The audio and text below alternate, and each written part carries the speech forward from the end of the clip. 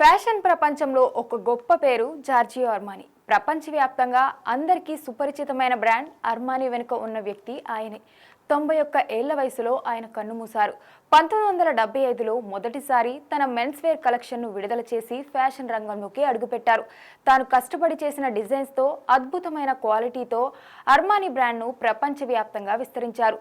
దుస్తుల డిజైన్తో మొదలైన ఈ ప్రయాణం క్రమంగా విస్తరించి accessories, house furnishings, perfumes, cosmetics, books, flowers, chocolates వంటి అనేక రంగాలలోకి చేరింది.